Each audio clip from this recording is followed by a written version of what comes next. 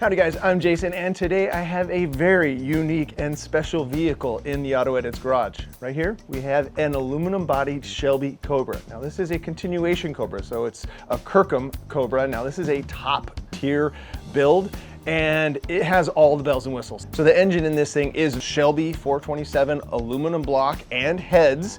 Then it had been stroked to a 482, and it's topped off with an Edelbrock intake and a Holley 950 carb. So you probably have, what, 40 grand sitting in the engine bay of this car. Let's see, it got dynoed, 570 horsepower, 630 foot-pounds of torque, which is insane when you're considering you're basically driving an engine stand with a steering wheel.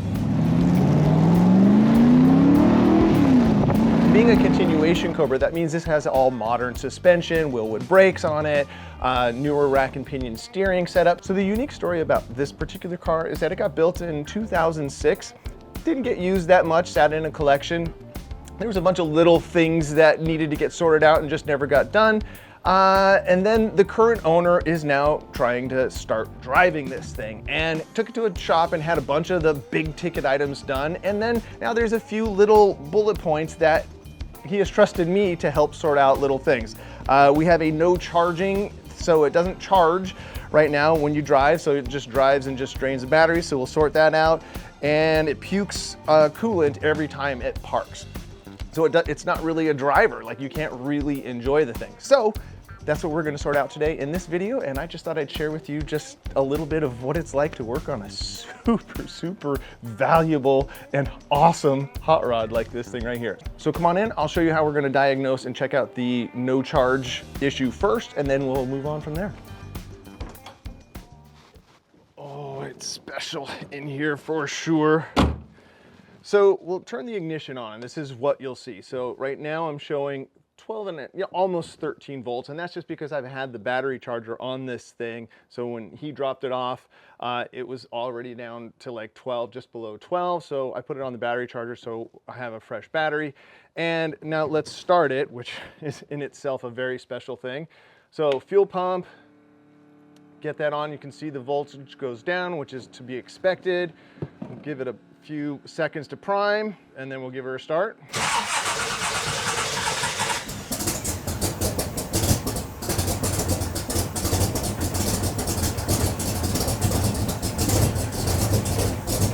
I just need a minute because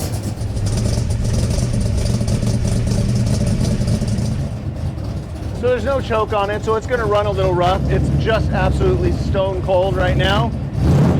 So now you can hear it running on its own. You can see that the voltage is down at 12. And right now on idle, like I actually am lucky at one of my other jobs, I do work on another Cobra, and I noticed that it does take it to come off idle to actually excite or turn on the alternator. So we'll get up here, and that should be jumping up to 13.5 to 14 volts showing charge, and we're showing nothing.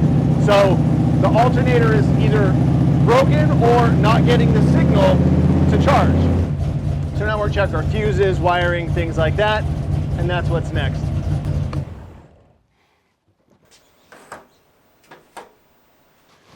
Oh, this thing, oh, looks pretty good.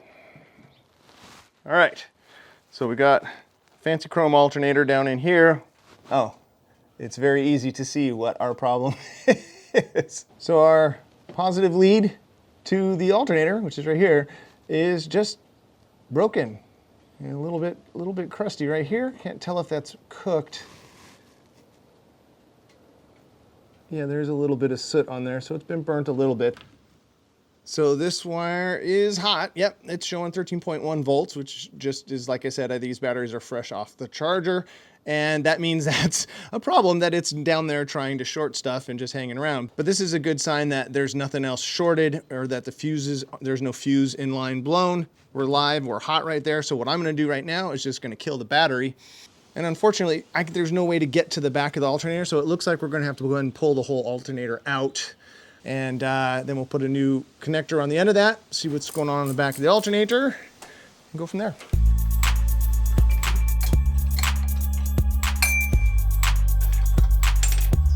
So now we got this thing out, we can actually see what we're doing here. And it's hard to tell if it just burnt or corroded out of there. It was just like just a bad connection. So we'll go ahead and get this thing off. Oh, geez. And the connectors, the actual jam nut underneath here is turning just like one of the smaller ones did. So that means we have to stabilize this. There we go, break that loose. And we'll tighten that thing up. And of course, while we're here, I'm gonna do a quick cleanup of this thing. Next up, I soldered a much heavier duty eyelet to the end of the alternator lead and protected all that with a big old chunk of heat shrink tubing. I'm gonna put a little bit more padding right here just to protect our delicate little fender. And that's a unique issue I really wanted to highlight with this video. While wrenching on such a high value vehicle, you really have to pay attention so you don't cause collateral damage while doing a seemingly straightforward repair. So after getting the wires reattached and the alternator back in place, I used a pry bar for leverage to tighten the belt. My recommendation on a belt like this is to start with about a 1/2 inch of play, and if it squeals, tighten it up a little bit more. Time to see if we fixed the charging issue. I'm happy with our fit in there. Let's check it. Fuel on, start. And it's still at 12 volts. Even on upper idle, it doesn't want to charge. So it's something else. So we definitely had a problem with that wire being disconnected, but it should be jumping up to charge at this point. Let's kill it. On to the next. Probably voltage regulator. Let's see. All right, so next up we're going to check the voltage regulator. This is that red lead that we just fixed attached to the alternator over there, and then the green wire, white wire, and then we have this gray wire right here that goes into underneath the dash. Now this thing's job is to actually keep the alternator from overcharging the battery and also turning it on to actually tell it to charge. So the way to bypass this thing is to jump the green wire to tell the alternator to turn on. So we're gonna start it, and I'm gonna put 12 volts to the green wire right here on this thing, and with my power probe here, and see if the alternator works. And then that way we'll rule out if the alternator is actually a problem or if it's this guy right here. All right, let's get her started.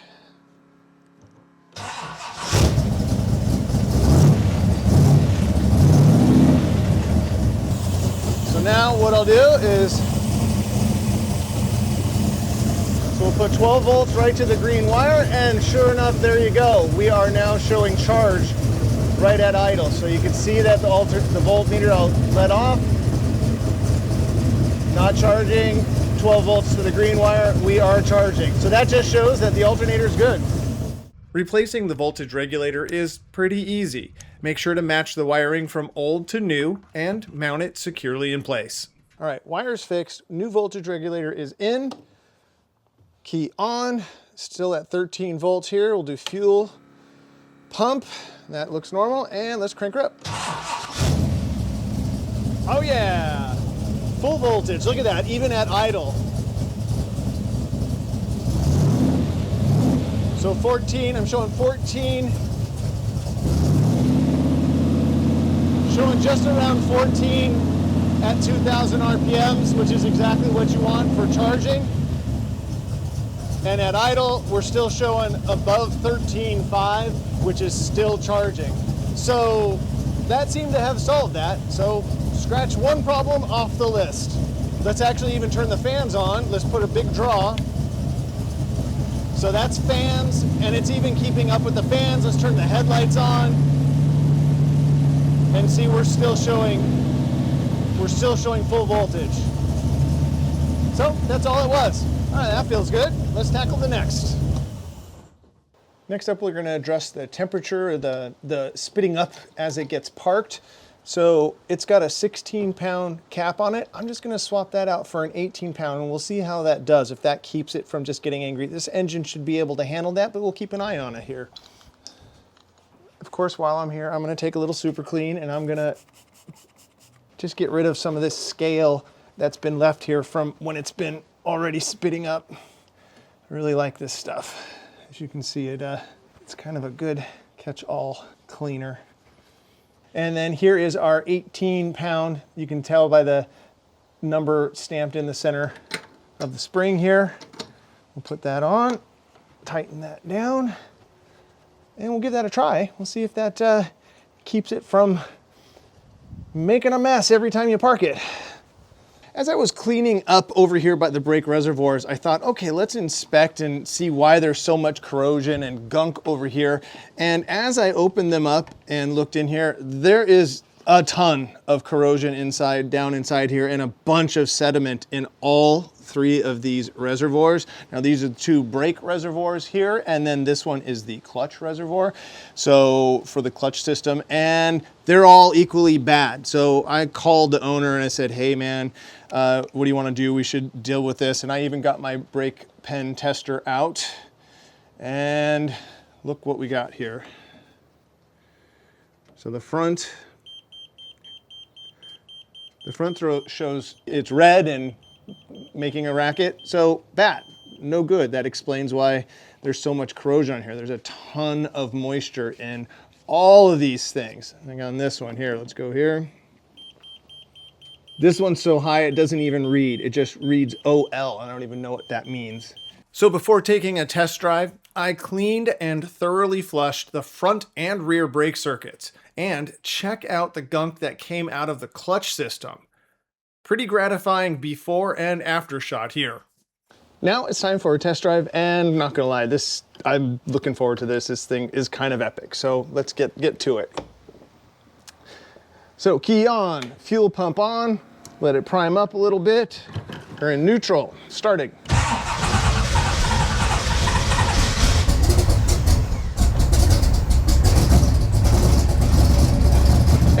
Showing charging, yay! So the point of this test drive is we want to get it up to temperature. Now the water temp gauge on this is in Celsius. So we want to see about 80, 85 degrees Celsius. That's about 190 American. Parking brake off. Now I have a camera down in the footwell to show you this famously cramped and off to the side pedals of a Shelby Cobra. So here we go. Now this car was built for somebody tall, so I actually have to really scoot down to get in there, and let's get going.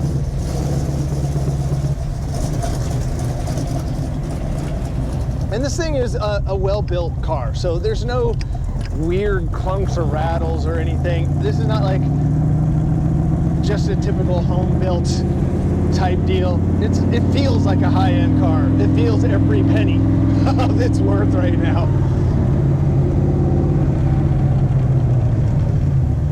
So let's go up the street first, just to get a little feel for it. Shifting's great, sounds amazing. Woo! All right, got to go into aerodynamic mode here.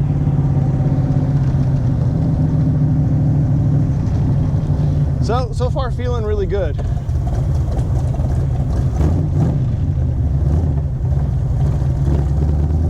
I like to double clutch right at the bottom of that. Even though it's got a Tremec T5 in this thing, modern-ish transmission, I like to take it easy on the synchros. All right, I'm showing a little water temperature. We're at 70, so I'm gonna kick the fan on. I don't see the need in actually pushing it to 80 degrees Celsius or 180 and then kicking the fan on. I like to be ahead of that. But woo, this is nice. All right, feels good. It's nice to see a full charge going as we drive. Let's do it. Oh, the pedals feel great. Perfect for that heel toe. Oh my goodness, it's good.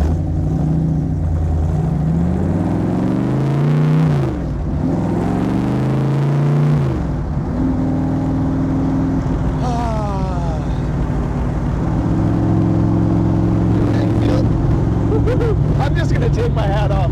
It's too windy. You're just gonna have to stare at my bald head.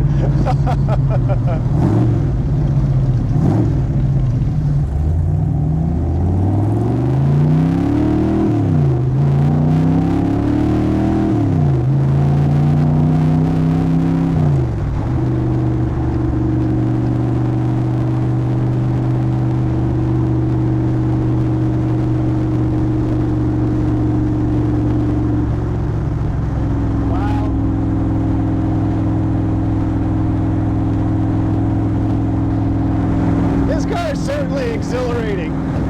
The fact that you have to be so careful with the throttle.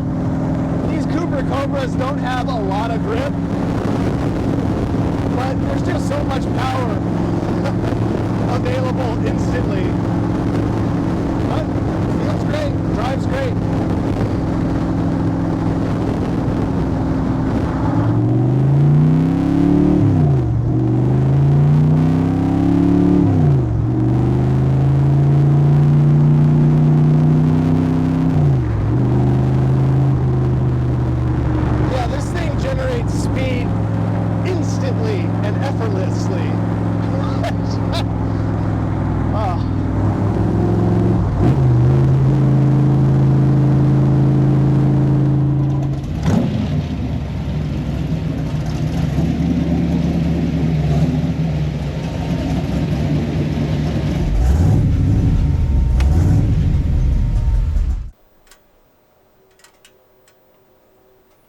You can still hear it's hot and clicking as it's cooling down, and there is no pool of coolant under here. That is an oil leak. Now this thing showed up yesterday and sat overnight, and that has generated there. So it definitely has a few of those actually underneath here. But the big thing, coolant. No coolant puking out after a nice sporty drive. So success on that. And I was able to tighten up a couple of these oil fittings to solve that leak. So this little wrenching session was a success on all tasks. And when the owner came to pick up the car, he took off and I didn't hear from him for several hours, which made me kind of nervous. Later on, I finally got a text that said he was enjoying the car so much that instead of going straight home, he just kept on driving. And that right there is the best compliment I could have gotten. So thanks so much for helping me wrench on this cool car. And until next time, remember to enjoy your drive.